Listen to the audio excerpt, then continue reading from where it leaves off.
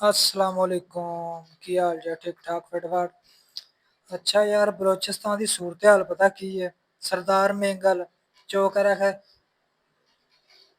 बलोचिस्तान के वसैल चंगे लगते ने, बलोचिस्तान की आवाम नहीं चंगी लगती, तक मादनियां तो चंगी लगदियां ने। गल है उत्थे हुकूमत किहदी आ?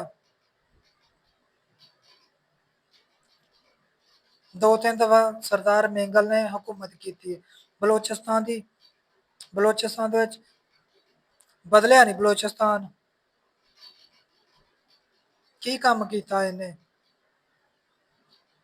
सिर्फ इन्हों हम जिनस परंसी जी है ना, की आते कौम परस्ती,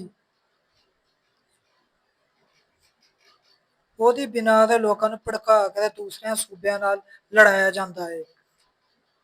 ਪੰਜਾਬ ਨਾਲ, ਸਿੰਧ ਨਾਲ, ਖੈਬਰ ਪਖਤੂਨਖਵਾ ਨਾਲ।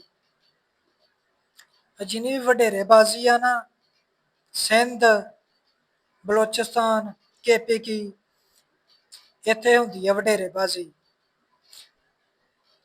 ਮੈਂ ਬਾਰ-ਬਾਰ ਗੌਰਮੈਂਟ ਅੱਗੇ ਰਿਕੁਐਸਟ ਇਹੋ ਹੀ ਕਰਾਂਗਾ, ਵਡੇਰੇਬਾਜ਼ੀ ਖਤਮ ਕੀਤੀ ਜਾਏ ਬਲੋਚਿਸਤਾਨ ਚੋਂ, ਸਿੰਧ ਚੋਂ, KPK ਵਿੱਚੋਂ।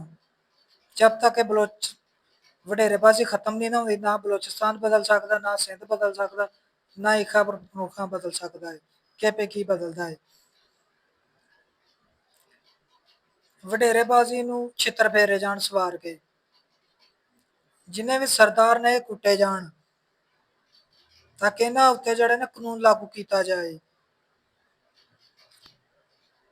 ਤਾਂ ਕਿ ਕੌਮ ਪ੍ਰਸਤੀ ਦੇ ਪਿੱਛੇ ਦੂਸਰਿਆਂ ਸੂਬਿਆਂ ਨਾਲ ਆਵਾਮ ਨੂੰ ਲੜਾ ਕੇ, ਗਰੀਬ ਮਰਵਾ ਕੇ ਆਪਣੀ ਸਿਆਸਤ ਚਮਕਾਉਂਦੇ ਨੇ। ਇਹਨਾਂ ਉੱਤੇ ਕੋਈ ਅਮਲ ਦਰਾਮਦ ਕੀਤਾ ਜਾਏ, ਤਾਂ ਕਿ ਜਦੋਂ ਫਸਲ ਬੀਜ ਕੇ ਕੱਟਣ ਦਾ ਟਾਈਮ ਹੁੰਦਾ, ਉਦੋਂ ਇਹਨਾਂ ਨੂੰ ਆਪਣੀ ਸਿਆਸਤ ਸੁਲਝਦੀ ਹੁੰਦੀ ਹੈ, ਤਾਂ ਕਿ ਆਪਸ ਵਿੱਚ ਦੋ ਗਰੁੱਪਾਂ ਨਾਲ ਲੜਵਾ ਕੇ ਤੇ ਆਪਣੀ ਫਸਲ ਚੁੱਕ ਲੈਂਦੇ ਨੇ।